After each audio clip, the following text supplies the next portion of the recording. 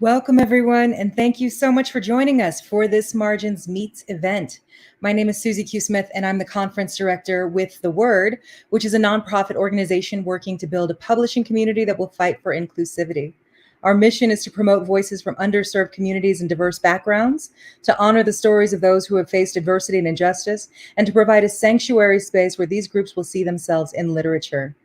Brought to you by The Word, Margins was created by and for people on the margins, promoting the inclusive representation of experiences in literature for communities who have historically been excluded. The first of its kind, Margins, is a biannual conference, book fair, and literary festival happening in Denver and online August 5th to the 7th, 2022. Margins brings together writers, storytellers, and wordsmiths at all levels of experience to explore emerging trends in literature and the many approaches to storytelling, visioning and creating, education, inclusion, advocacy, organizing, and building community. And tonight, we are going to get a taste of some of these incredible writers who I'm super excited to hear from this evening. You can learn more about what we're doing at The Word on our website, thewordfordiversity.org. And tonight we get to hear from the poets Siaara Freeman and Rachel Wiley. We'll be dropping links in the chat for both of their books. And if you have any questions, please also put those in the chat. So now, without further ado, let's meet our guests. The first poet we're going to hear from tonight is Siaara Freeman, who is from Cleveland, Ohio, where she is the current Lake Erie Siren and a teaching artist for Center for Arts Inspired Learning and the Westside Sisterhood Project in conjunction with the Anisfieldwolf Foundation. She is the 2022 Catapult Theater Fellow with Cleveland Public Theater, and she's a 2021 Premier Playwright Fellow recipient with Cleveland Public Theater. She's a 2020 WateringHole Manuscript Fellow, a 2018 Winter Tangerine Chapbook Fellow, and a 2018 Poetry Foundation Incubator Fellow. Her work appears in The Offing, BOAAT, Tinderbox, Josephine Quarterly, and elsewhere. She has toured both nationally and internationally. She's the co-founder of Outsiders Queer Midwest Writers Retreat. Chances are she's by a lake thinking about Toni Morrison and talking to ghosts. In her spare time, she is growing her afro so tall God can use it for a microphone and speak through her. Her forthcoming first book, Urbanshee, is available at Button Poetry for pre-order. And now, without further ado, please welcome Siaara. Hey. What's up? What's up? Thank you, Susie. Every time I hear my bio, I'm like, I have been doing this for a long time for it to got to that point. So thank you for having me, especially with my sister. So I'm going to kick off a poem that took me a long time to write. It is the title poem for my first book. It's called Urbanshee. I'm really proud of it, mostly because this probably took me the longest to write of a poem. It took me about 2 months to write this poem. Urbanshee. Age. The kind of old that keeps getting younger and younger. Sex. Only when she feels like it. Height. Taller than a grudge, but shorter than regret. Weight of the entire goddamn world. Skin color. If you have to ask, you have never lived it. Eye color. Black, black, black, black, black. Being bothered, but blazed and highly favored. She crossed her legs outside her body and then she floated.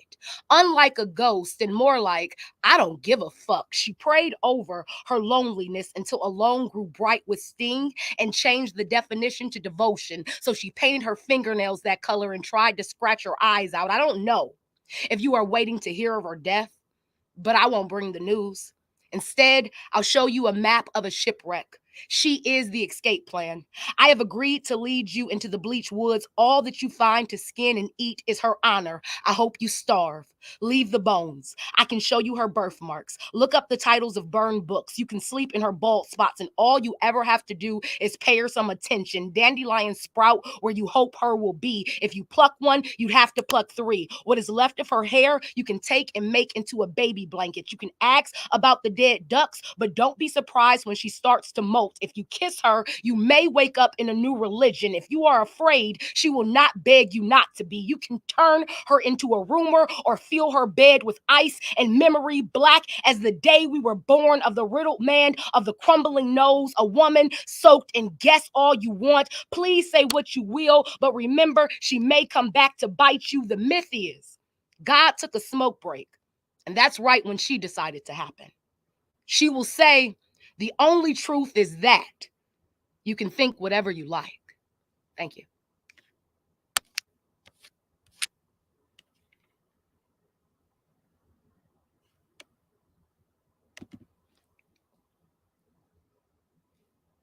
poem. I do believe it's Wiley's turn now.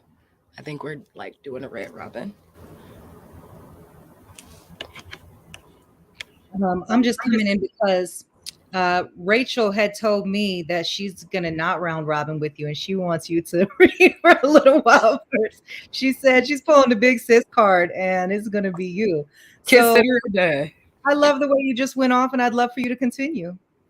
Whatever Wiley says, it happens. So without further ado, I'm sorry, I have a puppy, y'all, and he is puppying it right now. So excuse Doodle. Please, Doodle. All right, so this is a poem after Rachel Wiley, the boss, the best big sister that anybody could ask for. What a gift. Hexes for my exes after Rachel Wiley, the boss. Oh, ex-lover, I heard that you heard that I don't still wish you shit. But that isn't true. I still wish you plenty of shit. For instance, I wish you really, really fantastic marijuana. And then I wish you a marijuana tolerance so high, a session with Snoop Dogg, Cheech and Chong, Rihanna, Wiz Khalifa, Scooby and Shaggy, plus me will not work. I wish you trips. I do. I wish your mama stay tripping, your new job stay tripping, your new boo stay tripping. I wish every day of your life was a fucking trip with really great weed that will not get you high. I wish you into bars that serve everything except what you want. I wish my heart to be the only thing on tap. I wish you ringworms in your vagina. I wish you scuff shoes after buying them for the first time every time. I wish you strap-ons that won't stay strapped on. I wish you more girls. I do. I wish you girls who claim they are nerds but don't know the difference between Marvel and DC characters. I wish you girls who claim they can't cook and they can cook. They just don't want to cook for your punk ass. I wish you girls who tell you they squirt, but it's really not squirt. I wish you end pieces of bread. I wish you nothing but end pieces of bread. I wish you entire loaves of end pieces of bread. I wish you into a world where chocolate doesn't exist. I wish you into a world where there is no music, just Drake mixtapes, Taylor Swift on every hook. I wish you into a world where your tongue tastes everything except me as overcooked okra, a world where my wishes weren't so much like you, girl. Great inside my mouth, meaningless the moment you left. All right. And I've been writing a series of poems lately. I've been writing a lot of series of poems lately. My poems have been telling me that they need more than one document to exist. And so I've been listening. I've been heeding my poetry.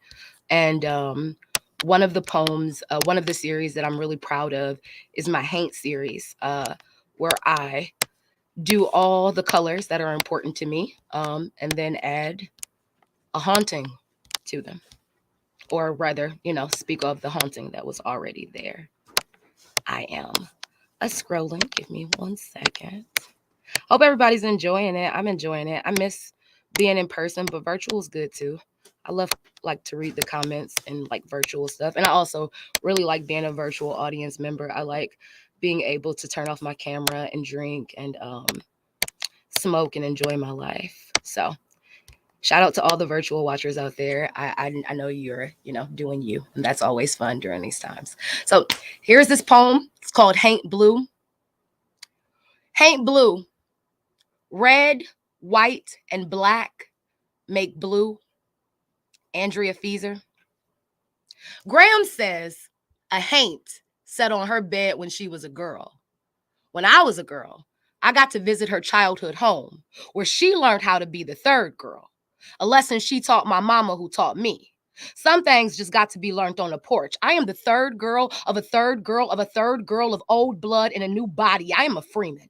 I am love and craft and country. I got some steady eyes in the back of my hope. Some spells just take centuries and so much blood to complete. I be a good book in bad hands. I am the sword and the stone it was pulled from. I am pinned to my own chest like a note from a teacher. Education is a woman who comes from porch people, ancient like darkness. Each strand of her hair is a new name for a god that you won't even try to pronounce correctly. Her heart is on backwards. I am to go back and stop her from crossing the water. I am haunting myself for generations. I am haunting myself into myself, into myself. The water is whatever you think it is. I am right after something borrowed, a gift that will not be returned easily. Indigo child.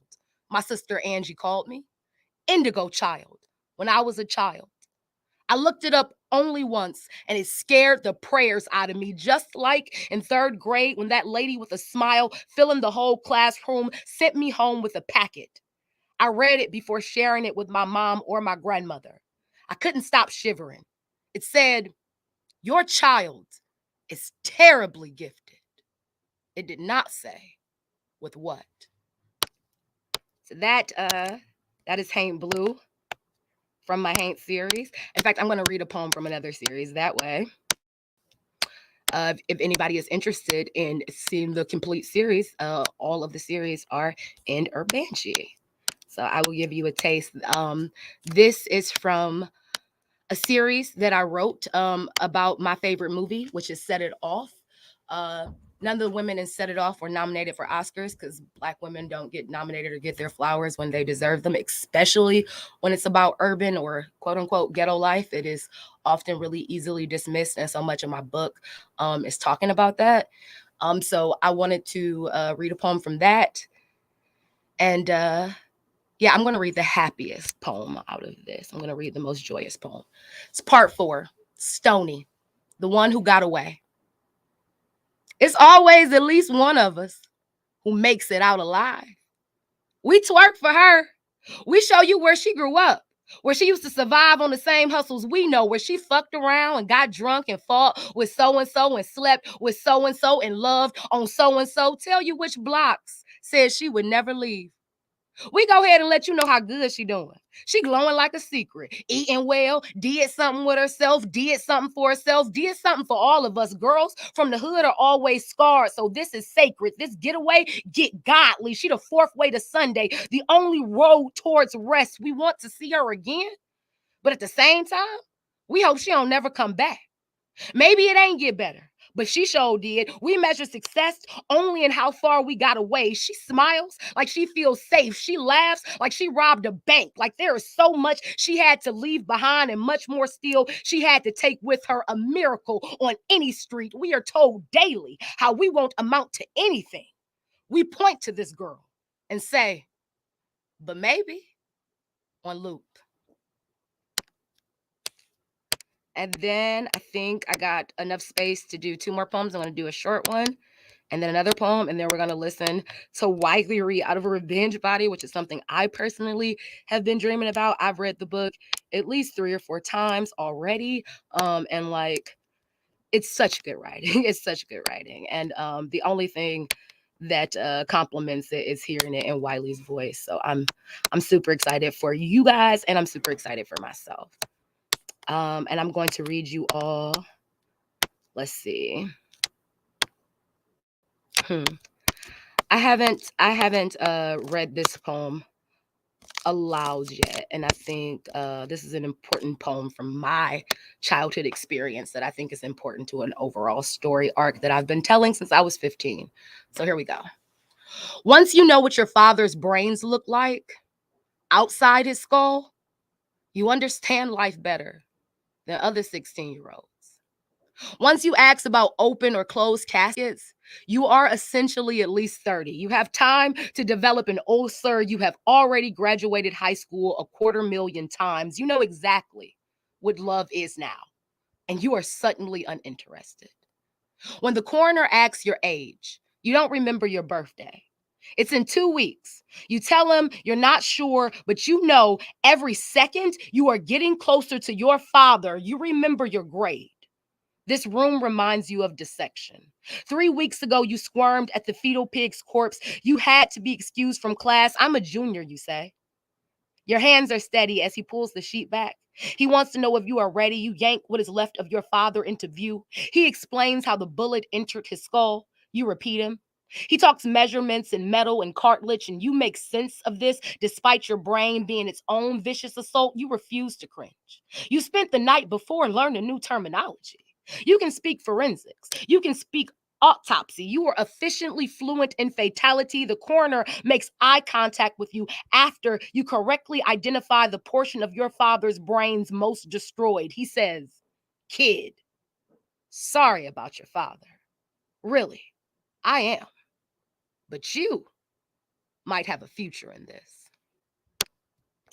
Right? And here is my last poem, and it's really short. It's called Coughing. Coughing. When you were a child of 6 or 7, your mother had tuberculosis. Your father, your 2 sisters, and you had to take medicine in order not to also contract it. When you prayed hard for all of them, especially your mother, but never you. You believed you were only supposed to pray for good people.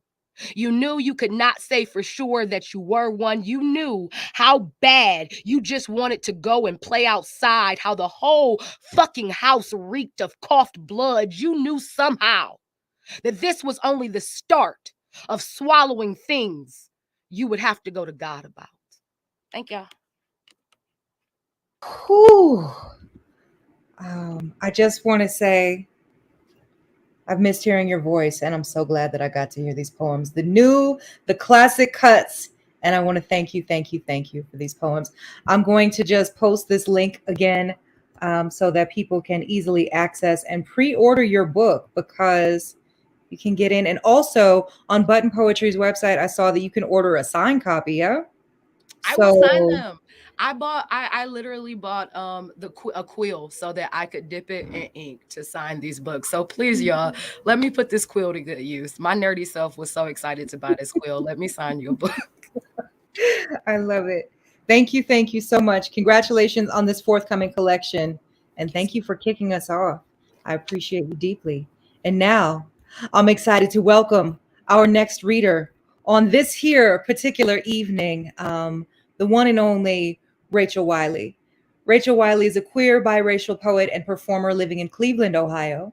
She is a fellow and faculty member of the Pink Door Writing Retreat, held annually for writers of color in upstate New York. She has performed at slam venues, colleges, and festivals nationwide. She is the author of 3 full-length poetry collections published by Button Poetry. The first is Fat Girl Finishing School, followed by Nothing Is Okay, and the recently released Revenge Body, which we're going to hear from tonight. After Rachel's reading, we will start with a few questions. So keep them in mind. You can frame your questions in the chat later. But first, right now, we're going to listen to the one and only Rachel Wiley. Thank you so much for being here tonight. The floor is yours. So exciting. I can't wait to hear these poems in your voice. I've read them too. And now I'm really excited to hear you read them. Thank you, Susie. I mean, if Susie Q. Smith drops into your inbox, tell me you want to come read poems, you say yes, because she's Susie Q. Smith. So yeah, I'm feeling a little rusty. I haven't read in a while, so bear with me. Also, shout out to Siaara for that awesome opener. We got to do readings in person eventually. Yeah, C is probably one of my favorite people to read with. So I'm so happy she was available to do this. I also have already had the honor of reading Urbanshee. Y'all ain't ready. Y'all ain't ready for that Hank series for sure. Yeah, just go and pre-order the book, okay? Just do it. All right, I'm gonna start with the title poem from Revenge Body. I'm gonna read some from Revenge Body, and then I got some new stuff. And I think I got a couple from Nothing Is Okay. I feel like hitting if the mood strikes me. Revenge Body. And what if the rumor is true? And there is some skinny woman imprisoned inside my body begging to get out? And what if I swallow my toothbrush one morning and she were to sharpen it against my spine and shiv her way free, leaving this fat hull behind, a cicada shell. Will you call her a thief when she comes to collect everything denied her for the sake of fatness? The racks upon racks of clothes, the unsettled for love, the unashamed sex, the glorious visibility, the basic fucking decency, all of it handed to her in benefaction, no matter how rudely she grabs. I am not at all saying that this fat makes me any kind of a saint. I am entirely capable of vengeance and pettiness in this very large body, but I am saying that I have never known this thin woman. And I cannot but imagine that she is fermented inside me, a bitter concentration of withholding, that she is so very hungry and so very tired of food, that she would certainly come for what is owed her.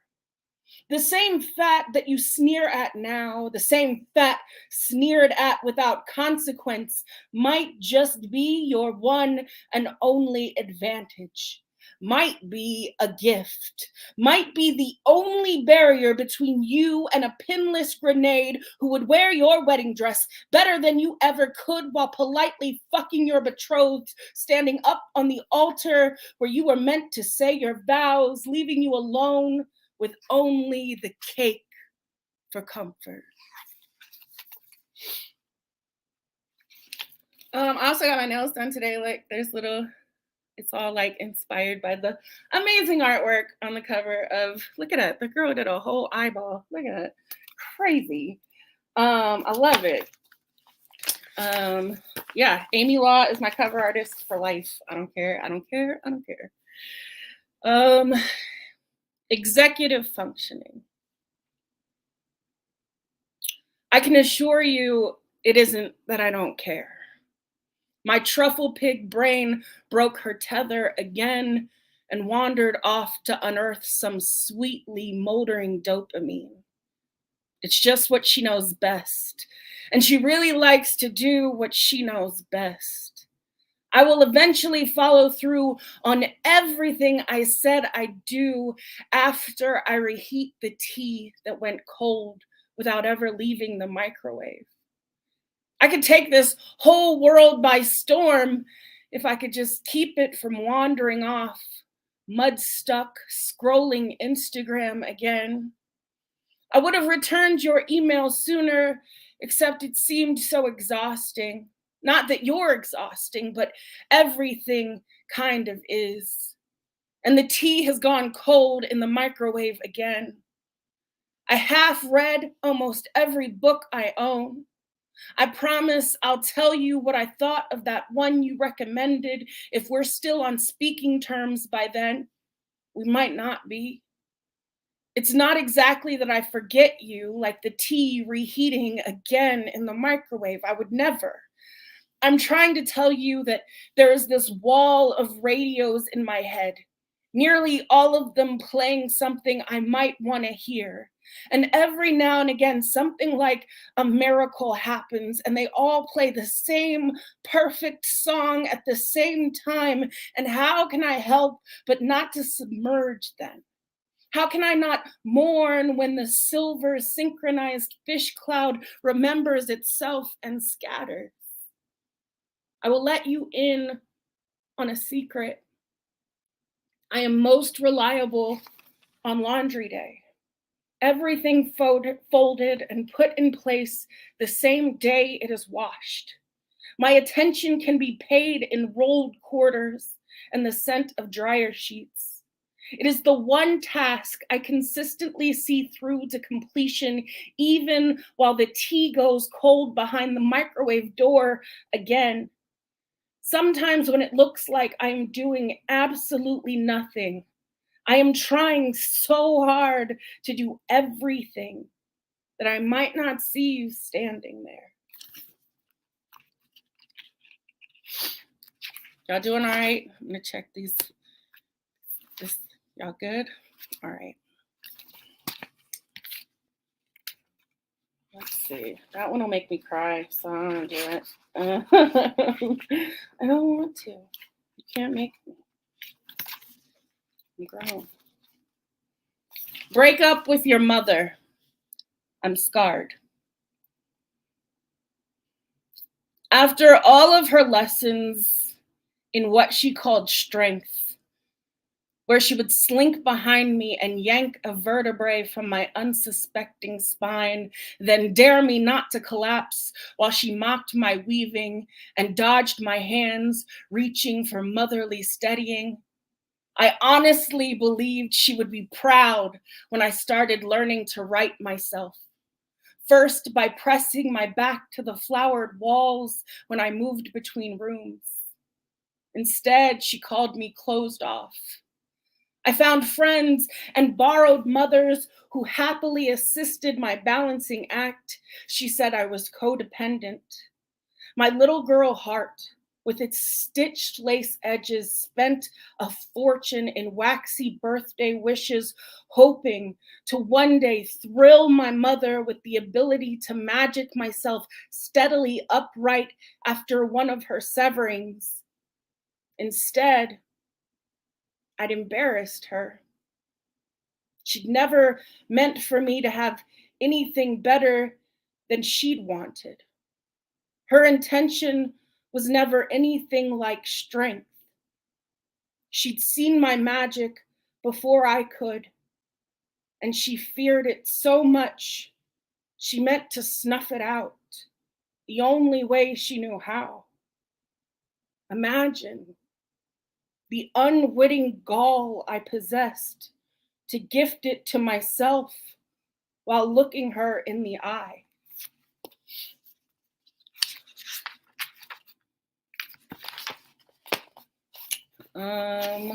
Let's see.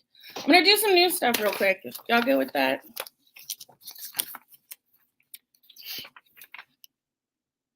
So I might cry anyway. So my wonderful, amazing stepfather died last year. And because he was a fat man, his it was it was blamed a lot. There was a lot of talk about his weight being the reason he died, particularly by my mother.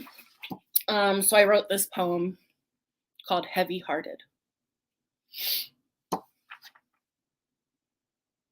So what if you are right and he's gone now because he traded in some of his late season breathing years in favor of a third helping from a dish made with real cheese more times than you think he should have? And I'm not anything like anyone's doctor, but I imagine it might be possible for someone to live a life with all the full fat luxury boiled from the bones of it. And I suppose that might still be a life worth living to some. But it's a life that doesn't know the joyful alchemy of butter and cheese, goldened against the inside corner of a baking pan, peeled free and laid still warm on the tongue. Other people's fortunes are always so much easier to spend than our own. He is gone now, and you are still here. Vinegar-blooded, cocktail onion heart. Did you ever consider that whatever is holding death at arm's length for you comes with its own hour price too? And that he did not enjoy watching you pay it, but kept his eyes on his own cards? Did you ever consider that more time with you and everything you have hardened into were not doing his heart any better than the noodles softening under hot butter and cheese? That joy can be found through the shortcut of taste, and it takes him back to his late mother's tiny kitchen, first and only one in line to taste test the oven fresh pan of her special baked macaroni and cheese. A massive pan she baked just because she had the ingredients on hand. But she kept the ingredients on hand because she knew he loved it. And why would he not want to go back to that over and over again, where there was warmth and magic and a love that he didn't have to do anything at all but show up for and receive, like a Southern communion. Here's another new one, also about my dad, sort of ish. I didn't cry yet. Double life. I am burying my dad, and also I am not. My sister holds tight to my hand at the funeral, and also I only have a brother by blood.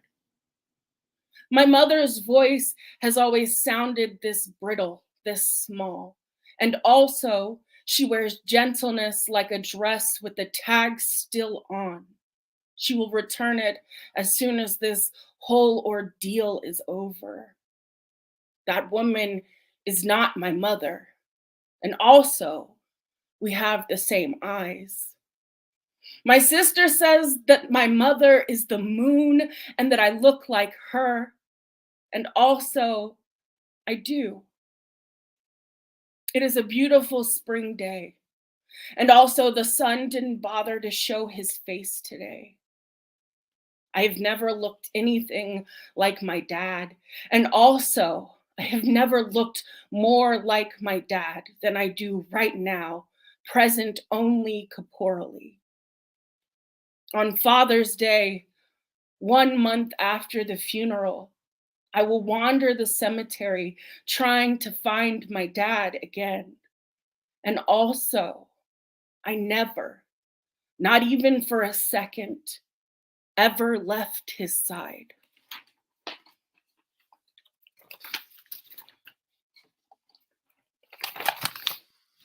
All right. Y'all good? I don't know how I am on time. Somebody gonna have to let me know. Here, let's air some of this laundry. And then I'll go back to the book. Fling. I spent the summer after I didn't get married getting high and practicing my brand new boundaries with a cute and energetic butch who I would not fall in love with and who had access to a swimming pool where we would stretch out on lounge chairs, drying our suits, talking honestly about everything we did not want, and watching the sun slide into the coin slot of night before they drove me home. Music turned up too loud to talk, their hand firm planted on my thigh until the moment I slid from the car and into my apartment, where after a brief experiment, they were no longer permitted to stay the night.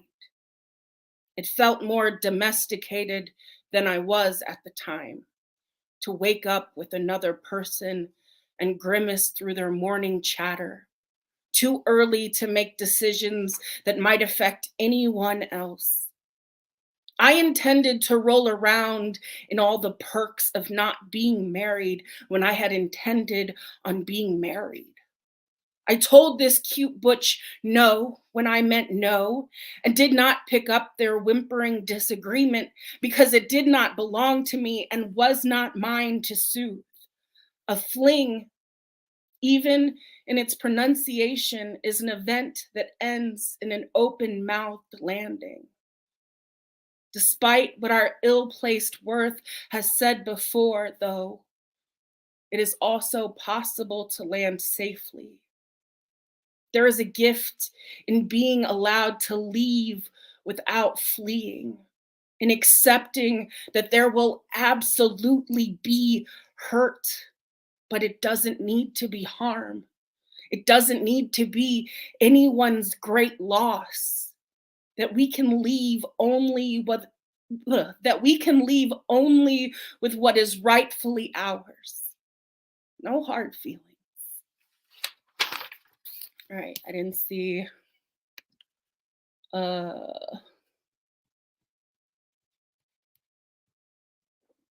I'm doing on time.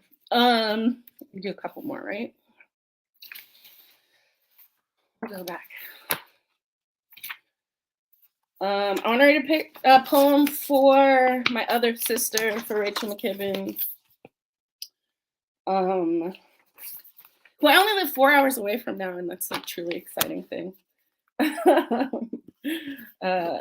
No one area should have all this power. In which two women go over a cliff and retell to live about it. In this retelling, the two women in the convertible are sisters in ache. They are seasoning the pale Midwest air with 90s hip hop and ancestral cackles, wearing giant hoop earrings and the gaudiest possible sunglasses, hair whisked by the wind into cotton candy beehives nearly as feral as they. They have not murdered any men, not literally, not yet, though they understand the need may arise. They pull into drive-thrus for bucket-sized, ice-heavy Cokes and towering twists of soft serve. They litter the shoulders of the highway with bits of trauma they no longer wish to carry. It lands at the feet of a handsome drifter archetype that they will not be picking up. He is as useless as his plot to woo and rob the two women of everything they've spent their lives saving. These two women are everything they've spent their lives saving. His itchy hands could never hope to contain them. The two women have no room for him anyway. They travel with a backseat packed with dried roses and sage and an entourage of ghosts so thick they have to ride with the top down even in the rain. In this retelling, the two women in the convertible will not be cornered, will not be forced to choose between a plummeting death or manhandled justice. In this retelling, the two women in the convertible have already grasped one another's hands and driven off the cliff, astonishing everyone except themselves when they make it to the other side. They were always going to make it. Everything ahead of them is a victory lap.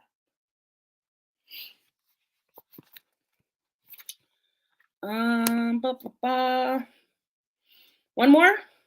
Let's do one more. What should I end on? Oh, geez. I don't know if there are requests, maybe. I don't know. Oh, actually, never mind, bitches. I'm gonna read this real quick.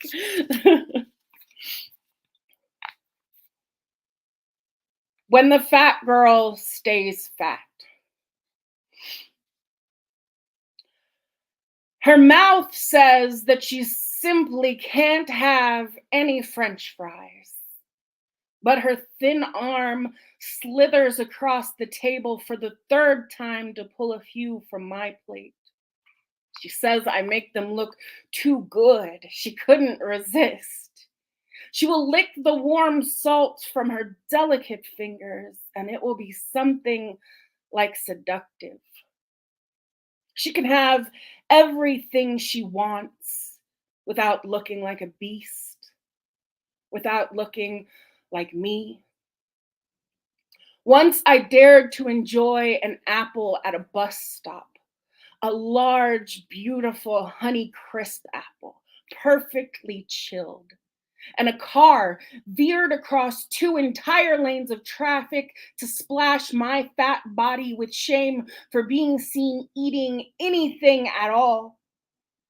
When the skinny girl ran away from the dinner table to chase the glinting edges of her collarbones, she was sweetly coaxed back to the table with dollops of full-fat ice cream spooned into her mouth as an offering.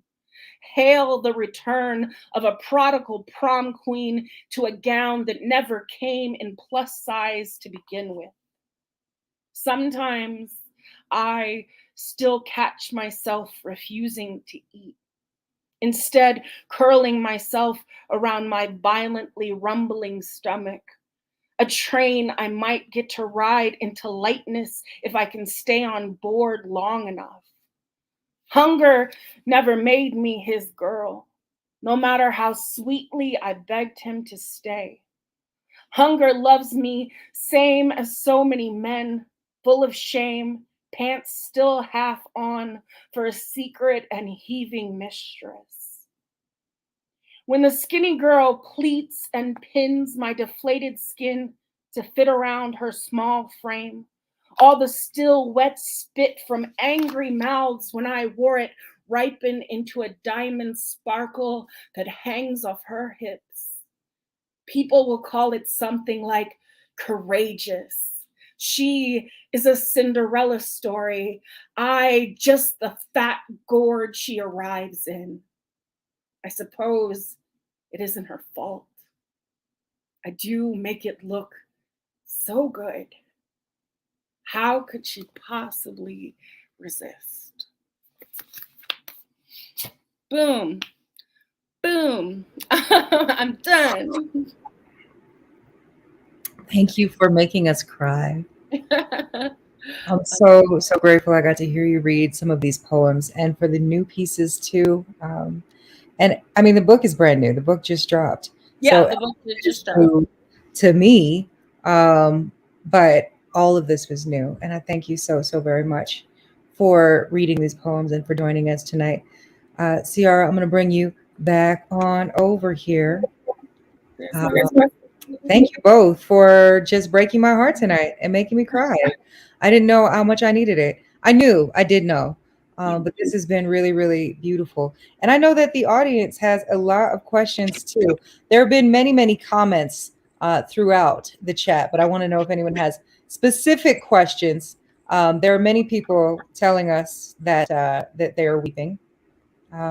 But I want to know specifically if you can tell us both, like, I would love to know about the story of your book, right? So many people have questions about kind of how you decide how to build a collection of poems, right? When you start like looking at the work that you're creating, like, how do you know when it's a book? How do you know when the poems go together? How do you decide what order to put them in? How do you know what goes, what does not go? Like, what is your process like? Will you both talk a little bit about the story of making a book, from writing many poems into making them into a thing that goes together into something beautiful? Yeah, I mean, my first collection for sure was just like mostly all the poems I used to slam with. And I didn't think a lot about, what poems were going in. I was just like, hey, I have all these poems. Somebody want to put them in one place? But as far as order goes, I'm pretty deliberate about that. And because I have ADHD, I tend to always break my books into like 3 sections and work with those 3 sections and then try to stitch those 3 sections together. And sometimes a section will become like its own project, its own book in the making. Like I'll get a section together and I'll be like, you know what, I have more to say about this. I have a lot more to say about this. Let me put this aside and pull some other poems up. I like to see it visually. I like to lay it out. But mostly I like to see what narratives am I telling? Like in Revenge Body, there's the narrative of my relationship with my mother. There's the wreckage of my romantic life. There's, the ongoing narrative of navigating the world in a fat body. And I think it's important to me that each section that I lay out has components of every narrative in it so that there's a through line. in the book, if that makes sense. That makes a lot of sense. Thank you. That's a really beautiful process. And I think it will help a lot of people who might be trying to approach, like, how do you do this? And sometimes, right, there isn't a story of like, well, this is the narrative. It's just like, these are the poems I have that I like. Boom, here it goes. Right? So it's also a method. So there are many ways. Sometimes the through line is just that you like them.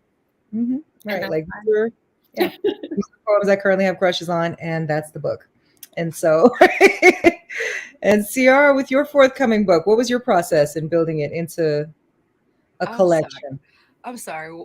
Rachel Wiley had me cry my lashes now. And so now I'm like perpetually looking and trying to keep my lashes up. Ooh, big sister, I was not ready. I was not ready for the new poems. I was not ready. I was unprepared, and I'm just basking in your brilliance. Susie Q, thank you. Thank you again for having us, and especially because I got to hear that. That was so perfect. I don't know. First, this was my first book with an actual publishing company, y'all. I'm gonna be completely honest. Wiley can attest to this. I come from an era of I like these poems. I'm gonna fold them after I get them from Staples, but I'm not gonna staple my copies. Wiley will tell anybody who listen. I will give you. I have been known. There are people who still have my first books, and I'm so grateful. Unstapled, whatever little Siaara Freeman selfie that I thought was cute during that period of my life is in fact the cover now. Like, just so many faux pas, like so many things they tell you not to do with the book. I did that exact thing. I literally said, that's what you don't do. I'm gonna do that, which is also like a big Siaara Freeman thing, which is a notion in this book. So what the process was for me, I've been writing this book essentially since I've been 16 years old. That was another thing. So when people get Urbanshee, like, you're going to get a 200 poem page book. Like, this is a book that started from when a girl was 15 at Brave New Voices and is now 31. So this book spans. I know a lot of people, because a lot of my work, a lot of the work that I have presented in the past, a lot of my platform is about my father. I know a lot of people assume that the majority of this book is about my father. And it's a lot of poems in reference to his death. But this book is not about just him. I want to dispel that narrative before people get the book or are disappointed. Or like, I thought I was about to read The Coldest Winter Ever. Like, you're not about to get that out of me anytime soon, maybe once I'm old. This book is a conversation on escapism. For me, I grew up reading, being a big reader, a big cartoon nerd, having to create worlds when my world felt unsafe. And so this book is world building. It's spells, it's mythologies, it's retelling of fairy tales.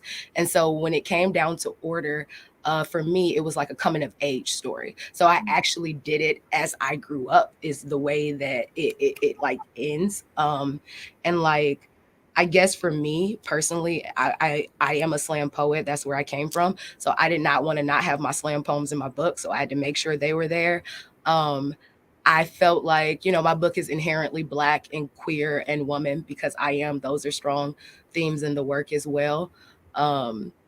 This book, I think, for me, when it was finished, it was just like when I look back at the process, I realized I had been writing backwards in a way.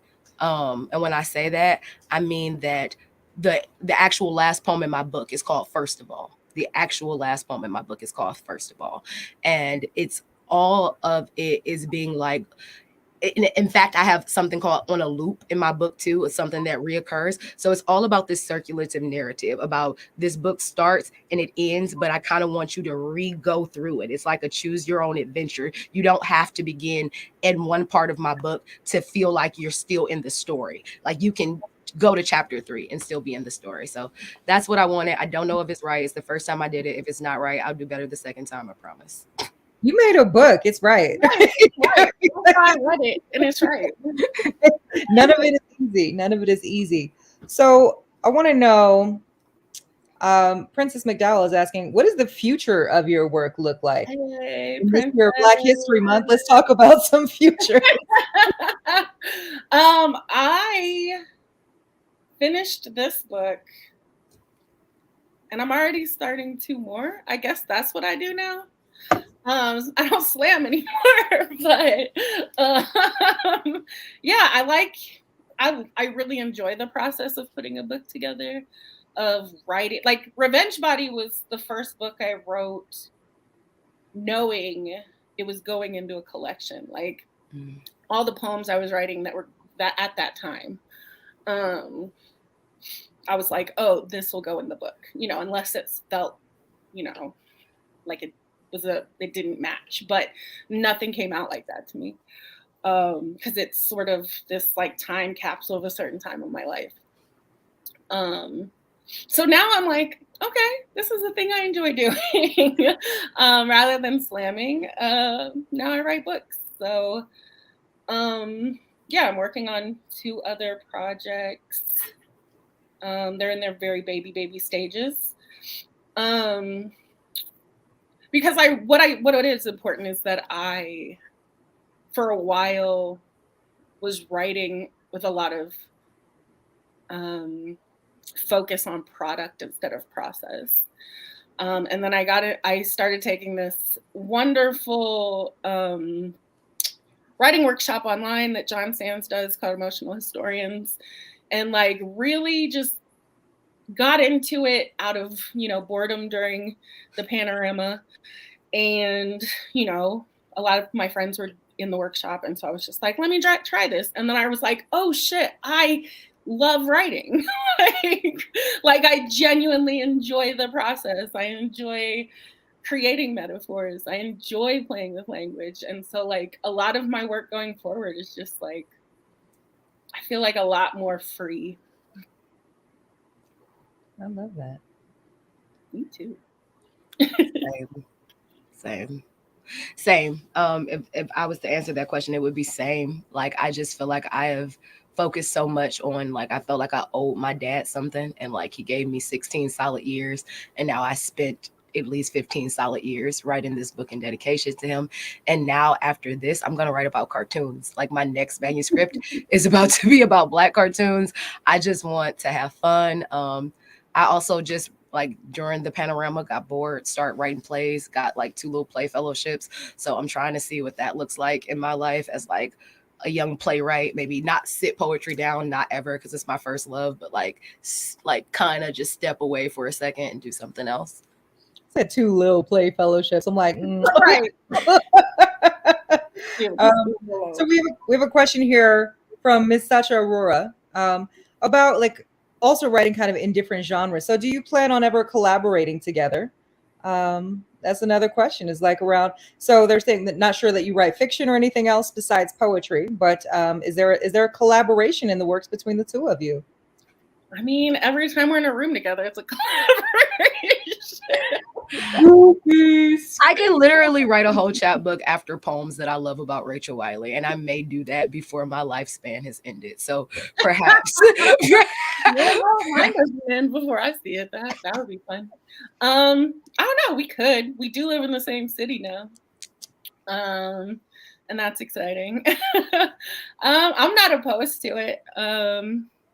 I mean, hell, I even have a theater degree. Wiley used to do, I was trying to keep it to myself. Wiley used to do theater. A dream is to write my dream, I would love to write a 1-woman show for Rachel Wiley. I would do it. I would love that. I would do it. In poetry, in verse. I would love that. Yeah, writing. So you heard it here. That's what So one person is wondering, how do you decide which poems to publish or share and which ones are just for you? Especially when you both write such personal narratives. I don't have a whole lot of them that I keep just for me. Like, they're drafts that I usually will work into something I want to share. So you're not always going to get 100% of, you know, whatever, but I get to look through it and decide what parts of it I want to share. And I mean, I just decide based on, you know, my Drake ass feelings. Which is a phrase I stole from Simone Person. And it's one of my favorite things to say. Yeah, I talk a lot. My email is Siaara Freeman Speaks a Lot. It's not a lot that I censor. It's not a lot of poems that I haven't shared. I guess where if anything I'm tentative about And I think you really have to know me and like be aware of my work to even notice it. My editor pointed it out. I don't really write about love often. I don't really give people like my hexes for my exes is probably my relationship poem. And even in that, like I don't tell you what happened, just how much I dislike her now. Like I really don't typically talk about my relationships, not because out of like fear or some like modicum of respect. It's just that it typically is so, it takes so much out of me relationship wise, like dealing with someone, to actually go back and write it. I'm a Taurus, so like to actually go back makes me feel like I'm going back, and so I try not to go back because I will refall in love, tour myself to a person just by doing that. So I tend not to write that many love poems, and when I do, like they'll never see them because pride. They'll never see them. So M. McDonough would like to know, what is your dream project? If you had unlimited time, money, resources, what would you create? I mean, I might just become a ocean dwelling sea witch. I don't fucking know. Like I don't know. I mean, I would absolutely love the ability to just, focus on writing.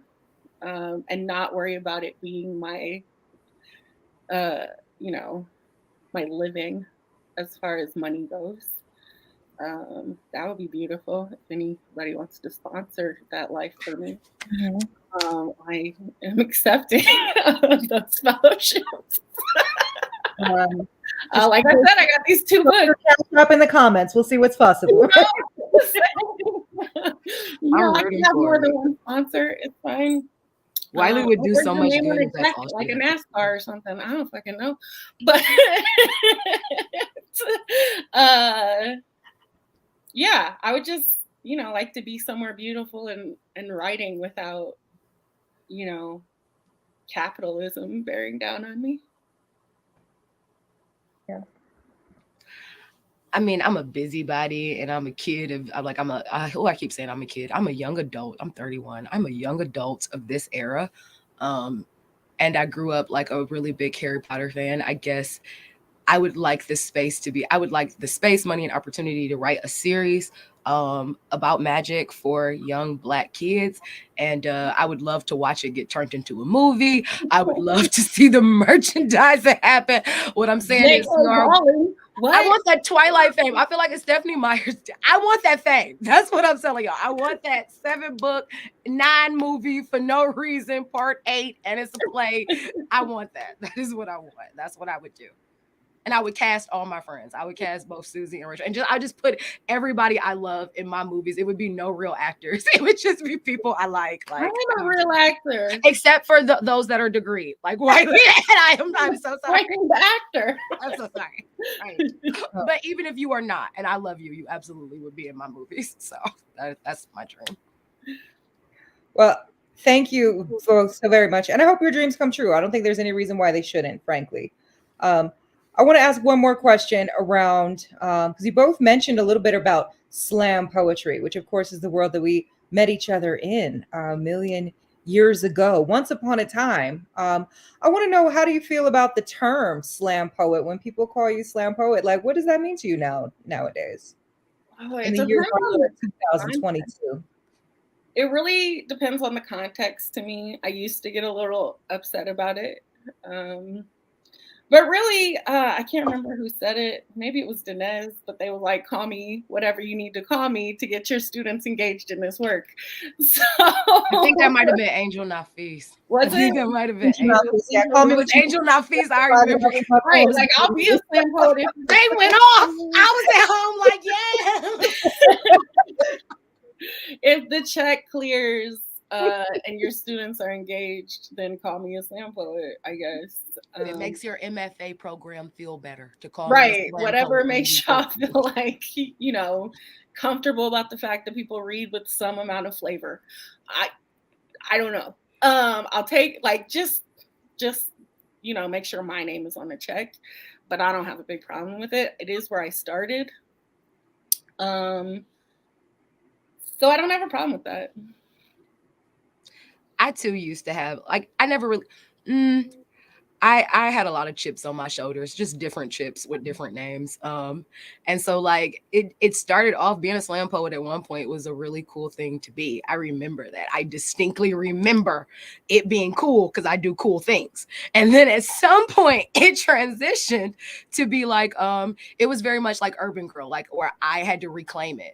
It was like, wait, you've made it distasteful now. You say it with such animosity in your voice. And it was a period where I really like had to prove to myself, I was like, oh, I can transfer to page and I can be a page poet. And I could, and I did. And but I remember really feeling like I had to because of the venom that I felt like was attached to being a slam poet. And now like I really don't want to be called a slam poet only because I don't slam. Only because I don't slam. Only because I don't want people to invite me to their slams. I don't want people to be, I had a whole situation earlier where people thought I was slam. I do not slam anymore for any reason. I did it since I was 15 and I'm still dealing with the therapy of it. So with that being said, you call me a spoken word performer though. If that like gets your goat, you call me a spoken word artist. I'm absolutely okay with that. I will always love to perform my poems. Nobody will change that. I'm just not competing with nobody because I don't got no reason to compete no more. Facts. We snap like Siaara snapped when we talk. Thank you both so very, very much for reading us some poems tonight. And thank you for answering some of these questions. There's still, I want to ask one more question. I know we're a little bit over time, but there's this question. I think it's a good closing question from Simone. What are you reading right now? Or what have you read recently that like stayed with you? Man, I ain't reading shit right now.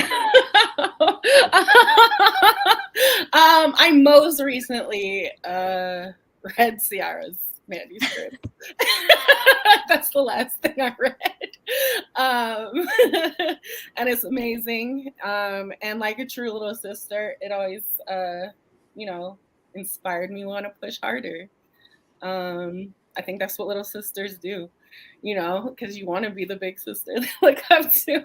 So, that was the last book I read, and I haven't picked anything else up lately because the ADHD is strong with this one right now.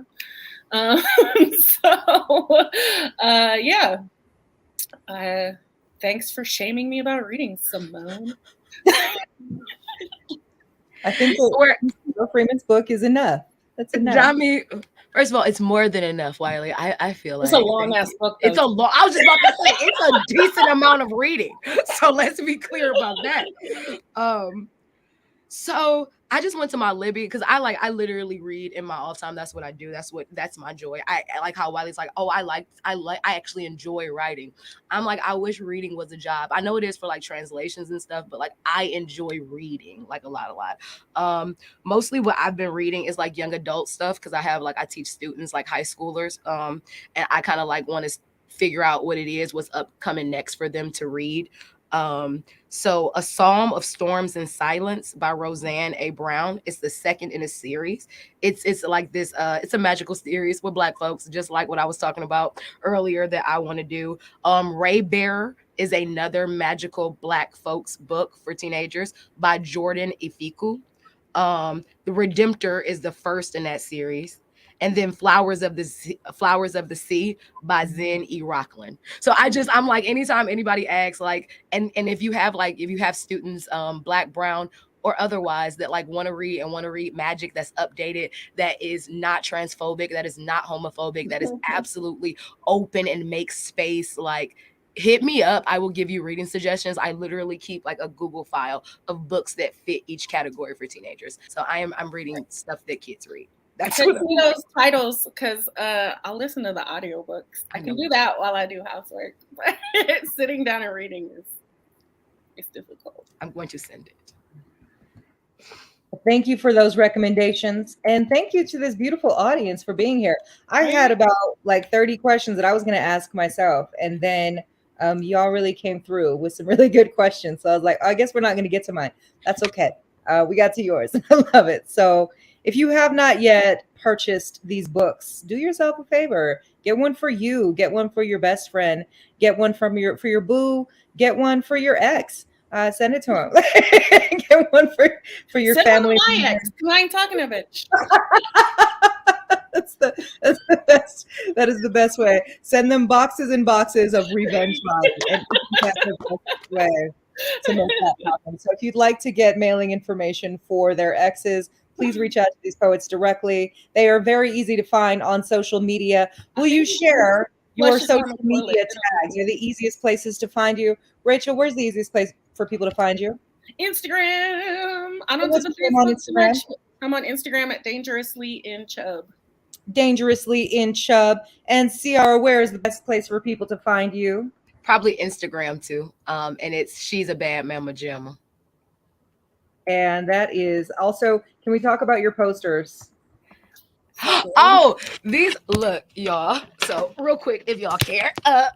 We were talking about so okay, so there is Crooklyn and Boys in the Hood. There is my ode to Chadwick Boseman. Friday, set it off, like what we was talking about earlier. Do the right thing. Real bad cameraman. I'm just letting you know. Am I a really bad cameraman? Okay. Do the right thing. Okay, y'all can see Do the Right Thing. Yep. This is my blaxploitation kind of wall, the Mac, and then coffee. I also have in coffee earrings. And then here is my white gangster. I'm kind of ashamed because I don't want people to know how much I enjoy white gangster. But here we are, Goodfellas, Scarface, A Bronx Tale, and then Juice. So yeah, that's what's happening down here. Wiley, you should be here. I was thinking about being like, we should do it at each other's house. I thought about that too, but it's all icy and shit. I know. I literally said that, and it's like NBA weekend in Cleveland. I'm like, I'm not really going outside. So okay, sorry, Susan. We probably got to see Rachel's beautiful chair and your beautiful posters. Oh, it's the whole sofa. It's a whole sofa. I just see this like print. Okay. Whole, look at the whole situation and the pillows too. Yes. I love this is my parlor. I have a parlor. Thank you for letting us be in your parlor with you tonight. Thank you for sharing your heart with us. Thank you for making us cry. And thank you, audience, for joining us, for being here with us tonight, for listening with open hearts, and for supporting the work of these poets by purchasing their books. So thank you again for being here tonight. My name is Susie Q. Smith. I'm with The Word. If you want to learn more about what we're doing, The Word for the books. She got 2 books. Buy them. I do as well. But I also want you to all learn about the Margins Conference. It's going to happen in August. It's going to be virtual and in person. So, well, we'll see about the in person. Right now, the plan is in person, right? But we're going to see, because there are so many different folks who are writing, creating, and would like to learn more about pathways to publication, co-creation, building community, because that's something that we all need as creative human beings. So that's what I'm working on right now, trying to make something beautiful for us. And I hope that you will all come through and get to hear more from these artists. Also, next week on Friday, the 25th, I will be here speaking with an author, A.E. Brooks, who wrote the book, The Black Joke, which is a wonderful piece of nonfiction about a ship. It was an abolitionist slave ship. And they would like go to war with other slave ships to like free people. It's called The Black Joke. It's beautiful. So come through next Friday if you have time. You can learn more about it, thewordfordiversity.org. Thank you again. Please, round of applause, everybody. Give it love. Give all your love in the chat, in the comments. And this video will be posted later on YouTube, so you can watch it again and again, share with your friends, send to your exes, etc. Thank you all. Have a beautiful night, and we will see you again soon. Bye.